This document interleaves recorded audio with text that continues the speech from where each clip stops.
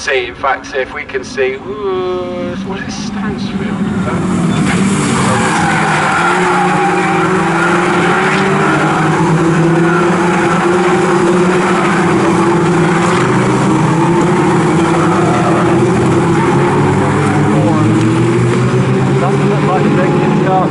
That looks like the Jenkins car on the attack as they go through Gorham and on toward Murray's. I think it could well be Stansfield. It's not Barnes, because Barnes is sat back there in fourth, because it's the burgundy and Dayglow orange yes. on the Barnes car. But side by side for the lead, it's between the 19 and the 1. So yes, Stansfield, as you correctly said there, Chris, had the lead. Emphasis on had though, because all the way around the outside after a good run down the centre straight goes Jenkins. So Jenks is right back up there to the top of the order at Ritchie's. Moves into the lead of the race, but he's got Stansfield for company. Heap down to third place, ahead of Barnes and Bashall. Wow, so all sorts going on. The one that lost out quite a lot there is the 25 car of Matt Drew. Started in 5th place, he's down in 10th at the moment.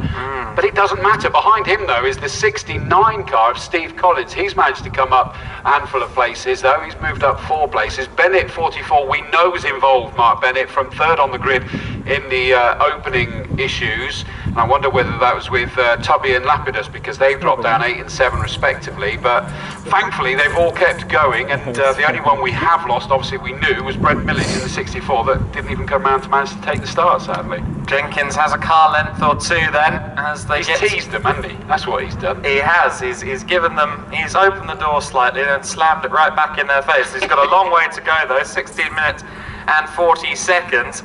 And of course, Stansfield is now not out of position, certainly he's always there or thereabouts for podium contention, but he's got the man who was second on the grid right behind him in Heap, Justin Heap, on the attack, wanting to get back into the top 2, and of course the slipstream battle always goes on down the Bentley Straight, almost guaranteed.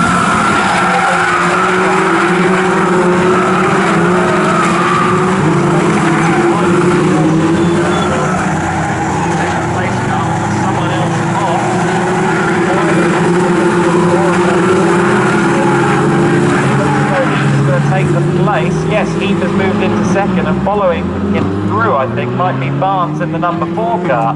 All of that was because of coming out of Nelson, wasn't it? Is that Stansfield just sort of the rear end shook his tail feathers as he came out of Brundle and Nelson, and it wasn't the quickest way to do it. It's compromised him, although he's coming back at Heath already, and he's going to get himself back up with 3 wide now. Barnes is going to have the inside line. The filling in the sandwich is Justin Heath. He's not had the chance to do anything, and it's Barnes that now finds himself up into, what's that, 2nd position all of a sudden. 2 places made up.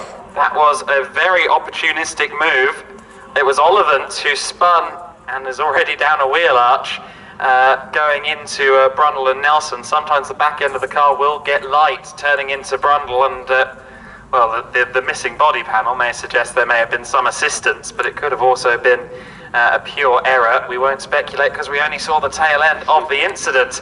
But into 2nd place for now, as we said, is Barnes in the 19, and I think that's still the case as they come out of Agostini, although it was very close. And look at that, suddenly catching up with them as well. Who's that going to be? That's Watson Bashall, isn't it? Yes, indeed. So we've got a 5-car train now, all challenging for P2, coming onto the Bentley Straight, where Slipstream dreams come true, and it's all excellent for Phil Jenkins, because he's driving off into the distance. He's barely going to have to raise a finger based on his pace deficit earlier on. At this stage, he's already in the pound seat.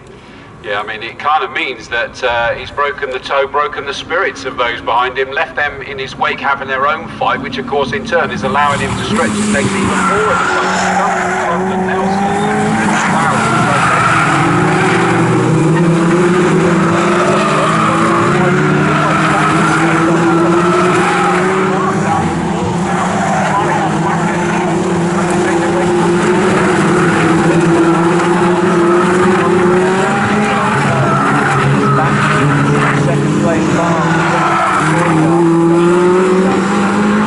Sorry, yes, you're quite right, sir. Stansfield in second place, and then it's our driver that started in second, Justin Heap, in third. They're kind of do-si-doing around him. They Barnes are, is going to do it again. Getting so close as they come across the start finish line. We saw Jenkins hold the outside into Ritchie's, and no, not this time. He couldn't do it. But that's interesting. It's now Heap, Barnes, Watson, Bashel is the 4-car fight, isn't it? Because the others have scampered away from him. But at the same time, it looks like Thacker, number 76, is just about to bolt himself on the back of this. This is the joy of Caterham Racing. Absolutely. So Heap was down in 4th place as they crossed the line, but ended up back in 3rd by the time that they arrived at Ritchie's.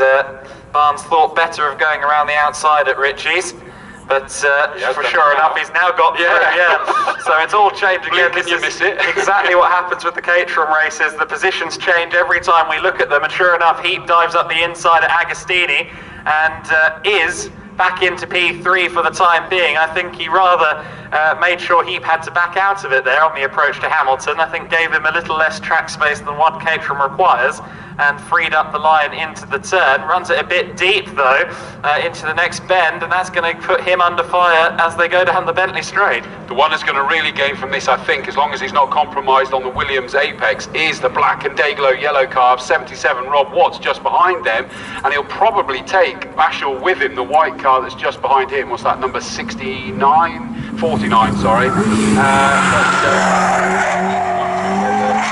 fighting ahead of him is going to enable Rob Watts to put us down.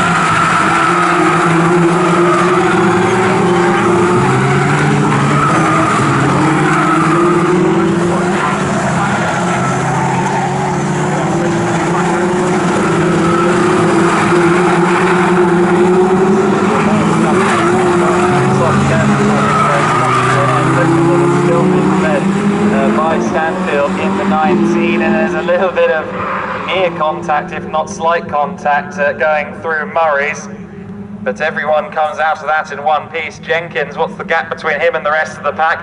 It is, well, we'll get back to that because it's side by side for 3rd place. Barnes looking to the outside again. Heap holds the position once again on the inside going into Ritchie's. Jenkins 5.7 seconds clear already. His best lap of the race, a 205.327, the only driver to have set a 205 so far in this race. Such a talented driver, isn't he, Phil Jenkins? Really is. He's able to take these races to a whole other level, and it's been years that I've been commentating on him, that I've been watching exactly the same thing from him, time after time after time. He is touchable, but a lot of the time he's able to just break that away. Barnes is now going to have a look again up the inside. He's going to have the inside line of Heap as they get towards Agostini. Is he going to make it count? Not yet, because the greater speed round the outside from Heap, by the looks of it. We need to wait for them to come into view. No, Heap's kept hold of it. Just ahead of Barnes, the sort of burgundy with the day-glow orange. Well, it's more than flashes. It's kind of half and half on that car, really, isn't it, for Barnes, number 4, who then has got the black and day-glow yellow car of Rob Watts, number 77, just behind him. The white car that's tucked in behind them is 49 Bashel. Thacker and Drain in 66 and 39, without question, have just made that train even longer. And Stansfield is going to have to do some serious defensive driving down the back straight, the Bentley straight this time. You can see them closing, and in fact I think Heap is side by side as they go towards Nelson and Bridge. In fact, by the time they get to Nelson, it may already be the Heap car in second place. Following him through in Barnes. Fourth place. Barnes has to cover the inside of the bomb hole.